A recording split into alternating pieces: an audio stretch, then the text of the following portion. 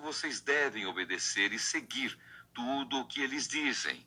Porém, não imitem as suas ações, pois eles não fazem o que ensinam. Amarram fardos pesados e os põem nas costas dos outros, mas eles mesmos não os ajudam, nem ao menos com um dedo a carregar esses fardos. Tudo o que eles fazem é para serem vistos pelos outros. Vejam como são grandes os trechos das Escrituras Sagradas que eles copiam e amarram na testa e nos braços. E olhem os pingentes grandes das suas capas. Eles preferem os melhores lugares nos banquetes e os lugares de honra nas sinagogas. Gostam de ser cumprimentados com respeito nas praças e de ser chamados de mestre. Porém, vocês não devem ser chamados de mestre, pois todos vocês são membros de uma mesma família e têm somente o mestre. E aqui na terra não chamem ninguém de pai, porque vocês têm somente um pai, que está no céu. Vocês não devem também ser chamados de líderes, porque vocês têm um líder, o Messias. Entre vocês, o mais importante é aquele que serve os outros. Quem se engrandece será humilhado, mas quem se humilha será engrandecido. Jesus condena o fingimento. Ai de vocês, mestres da lei e fariseus, hipócritas! Pois vocês fecham a porta do reino do céu para os outros, mas vocês mesmos não entram, nem deixam que entrem os que estão querendo entrar. Ai de vocês, mestres da lei e fariseus, hipócritas! Pois vocês exploram as viúvas e roubam os seus bens, e para disfarçarem, fazem longas orações. Por isso o castigo de vocês será pior. Ai de vocês, mestres da lei e fariseus hipócritas! Pois vocês atravessam os mares e viajam por todas as terras, a fim de procurar converter uma pessoa para a sua religião. E quando conseguem, tornam essa pessoa 2 vezes mais merecedora do inferno do que vocês mesmos. Ai de vocês, guias cegos! Pois vocês ensinam assim: se alguém jurar pelo templo, não é obrigado a cumprir o juramento. Mas se alguém jurar pelo ouro do templo, então é obrigado a cumprir o que jurou. Tolos e cegos! Qual é o mais importante, o ouro ou o templo que santifica o ouro? Vocês também ensinam isto: se alguém jurar pelo altar, não é obrigado a cumprir o juramento, mas se jurar pela oferta que está no altar, então é obrigado a cumprir o que jurou. Cegos! Qual é mais importante, a oferta ou o altar que santifica a oferta? Por isso, quando alguém jura pelo altar, está jurando pelo altar e por todas as ofertas que estão em cima dele. Quando alguém jura pelo templo, está jurando pelo templo e por Deus, que mora ali. E quando alguém jura pelo céu, está jurando pelo trono de Deus e pelo próprio Deus que está sentado nele.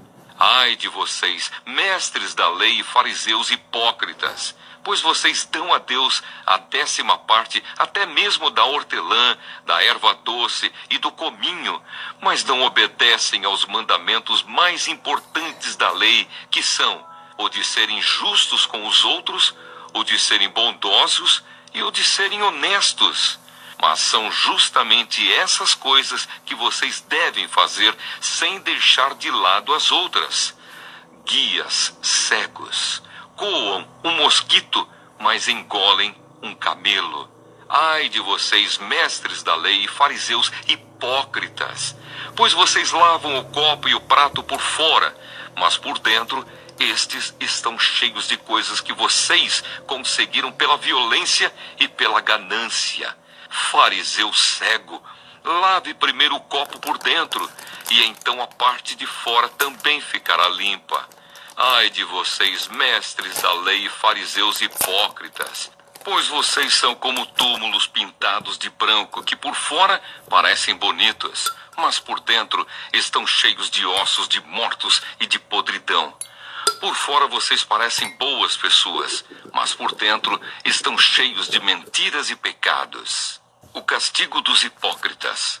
Ai de vocês, mestres da lei e fariseus hipócritas! Pois vocês fazem túmulos bonitos para os profetas e enfeitam os monumentos das pessoas que viveram de modo correto e dizem: se tivéssemos vivido no tempo dos nossos antepassados, não teríamos feito o que eles fizeram, não teríamos matado os profetas. Assim vocês confirmam que são descendentes daqueles que mataram os profetas. Portanto, vão e terminem o que eles começaram. Cobras venenosas, ninhada de cobras. Como esperam escapar da condenação do inferno? Pois eu lhes mandarei profetas, homens sábios e mestres. Vocês vão matar alguns, crucificar outros, chicotear ainda outros nas sinagogas e persegui-los de cidade em cidade. Por isso Deus castigará vocês pela morte de todas as pessoas inocentes que os antepassados de vocês mataram, desde a morte do inocente Abel até a de Zacarias, filho de Baraquias, que vocês mataram entre o templo e o altar. Eu afirmo a vocês que isto é verdade. O castigo por tudo isso cairá sobre o povo de hoje. O amor de Jesus por Jerusalém. Jesus terminou dizendo: Jerusalém, Jerusalém, que mata os profetas e apedreja os mensageiros que Deus lhe manda.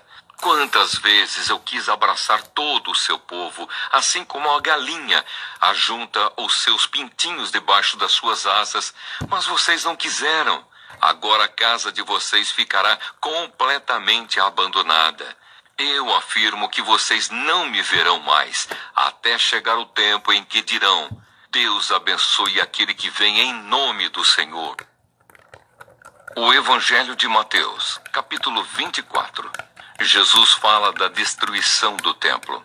Jesus saiu do pátio do templo e, quando já estava indo embora, os seus discípulos chegaram perto dele e chamaram a sua atenção para os edifícios do templo.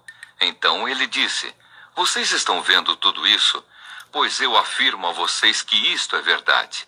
Aqui não ficará uma pedra em cima da outra. Tudo será destruído. Sofrimento e perseguições. Jesus estava sentado no Monte das Oliveiras. Então os discípulos chegaram perto dele e lhe perguntaram em particular: conte para nós quando é que isso vai acontecer. Que sinal haverá para mostrar que chegou o tempo de o Senhor voltar e de tudo acabar? Jesus respondeu: tomem cuidado para que ninguém engane vocês, porque muitos vão aparecer fingindo ser eu e dizendo: eu sou o Messias, e enganarão muitas pessoas. Não tenham medo quando ouvirem o barulho de batalhas ou notícias de guerras. Tudo isso vai acontecer, mas ainda não será o fim. Uma nação vai guerrear contra outra e um país atacará outro. Em vários lugares haverá falta de alimentos e tremores de terra. Essas coisas serão como as primeiras dores de parto. Depois vocês serão presos e entregues para serem maltratados, e vocês serão mortos. Todos os odiarão por serem meus seguidores. Nessa época, muitos vão abandonar a sua fé e vão trair e odiar uns aos outros. Então muitos falsos profetas aparecerão e enganarão muita gente. A maldade vai se espalhar tanto que o amor de muitos esfriará. Mas quem ficar firme até o fim será salvo. E a boa notícia sobre o reino será anunciada no mundo inteiro como testemunho para toda a humanidade. Então virá o fim, o grande sofrimento. E Jesus continuou: vocês verão no lugar santo o grande terror de que falou o profeta Daniel. Que o leitor entenda o que isso quer dizer.